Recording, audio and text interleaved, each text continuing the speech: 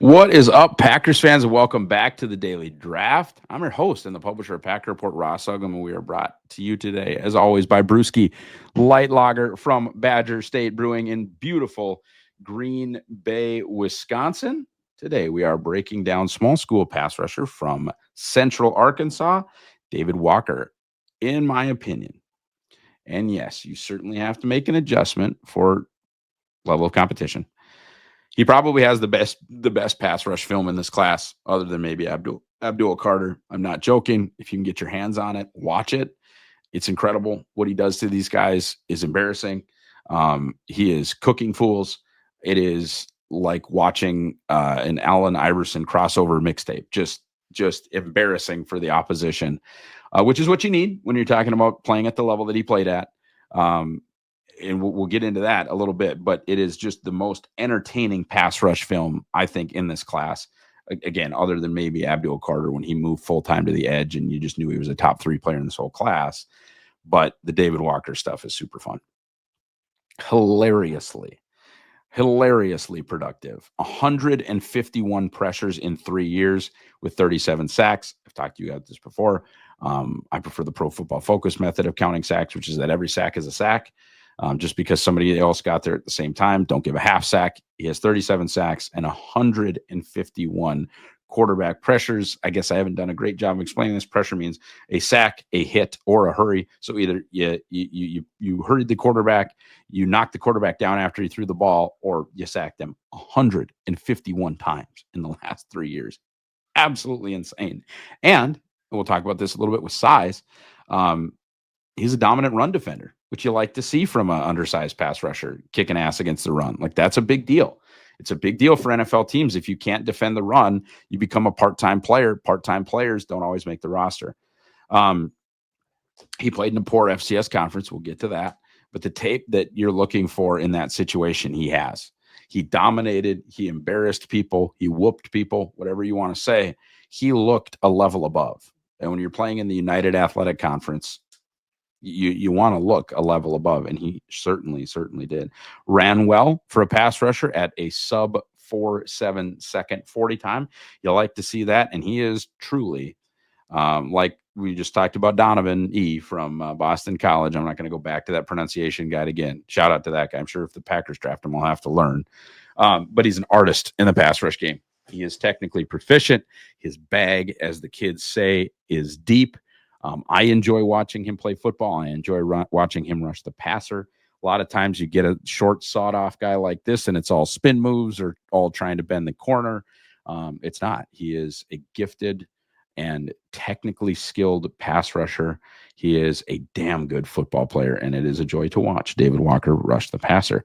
He can convert speed to power, at least at the FCS level. He has that knockback ability, but that might not work against NFL tackles.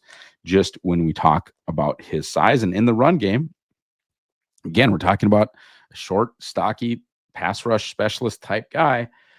Does a really good job taking on blocks, and he's got those short arms. He's got not a huge frame, and he's really dominant against the run. Again, these tackles that he's going against aren't the best. These tight ends that he's going against aren't the best. But for a short, stocky pass rusher, damn, is he good against the run. I appreciate watching it. You know what else I'd appreciate, folks, is you guys buying the Green Bay Draft Guide powered by Packer Report. We've got everything you need for draft weekend there in Green Bay. My Packers-specific big board, Jacob Morley's wonderful tier list that really narrows down what you need. And then Jacob Westendorf has been hammering out the fits and how all of these guys, not just the guys on the daily draft, but how all of these guys fit in to the Packers position by position. You're going to get 225 profiles and 225 or more Packers fits. It just is the best darn buy in draft guides. But hey, buy everybody's guide, man. Buy our guide, buy the Cheesehead guide, buy to every guide. Buy all the Packers specific draft content that you can, and support us as Packers content creators, because we love you guys and we love talking about the team. Cons for David Walker. By the way, promo code daily for $1 off if I missed that. Cons for David Walker. Level of competition is an issue. The UAC is obviously FCS football. And as a North Dakota State guy, I've been a proponent of FCS football, but that is also bad FCS football. That is not the second or the third best conference in the subdivision. It is the fifth or the sixth best conference in the subdivision. It is the Sun Belt. It's down there as far as FCS. If the Missouri Valley Football Conference is the Big Ten, then the UAC is the Sun Belt, or CUSA or whatever other conference is not very good. Short and stocky with short arms, which is not great, especially when you're talking about a guy who played against lower level competition. His agilities are only okay, as is his broad jump. You would want a small FCS pass rush prospect to be a freak show. That is what you're usually looking for from those guys, is freak show stuff. And I would say he was fine. I think his RAS is in the mid 8s, which for a short guy is great because that's all height weight adjusted. But you would want like a very elite trait, and other than speed, which isn't that useful for a pass rusher, your 10-yard split is an important number, but just being able to run a 4.6 540 isn't that helpful for an edge rusher. You'd like to see either his explosives or his agilities be super, super elite. Doesn't have the ability to extend. So what I mean by that is the long arm or the ability to stay detached. If an NFL tackle, this is just my opinion, if an NFL tackle gets hands on David Walker, it's going to be a wrap. And look, if he breaks out of that or they miss or whatever in a whiff, and he's an 8, 9, 10, 11 sack a season guy, none of this matters, right? None of this matters. But I think he's going to have a problem both defending the run and also in the counter game, because with his short arms, I just think he's going to be able to be contained by these larger NFL tackles.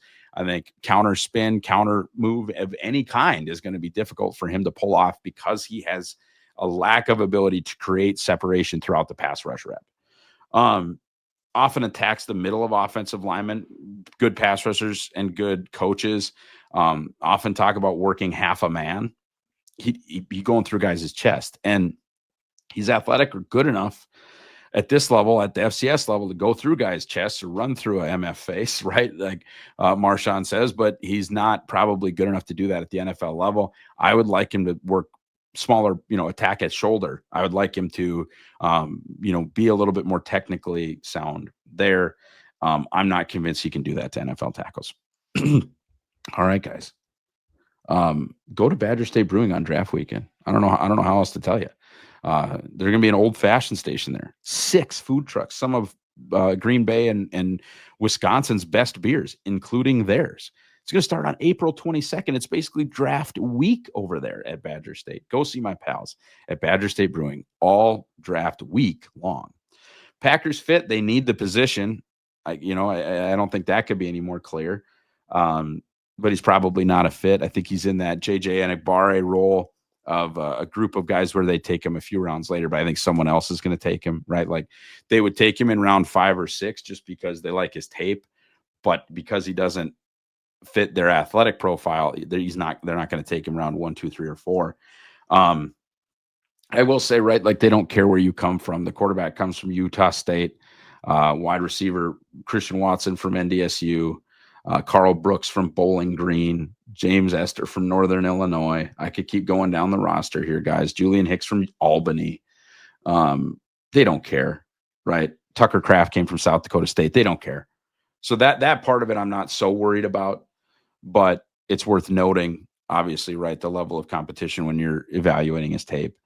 Nothing that I've seen says he could play off the ball, and frankly, he's too heavy to play off the ball. He's not like Donovan, where he's 248. He's like 6'1.5", 267. You can't play off-ball linebacker at 270. You just can't. So the positional flexibility isn't there to move off the ball and then come down and be a pass rush specialist. He could diversify their rush group, but someone else will take him before they will.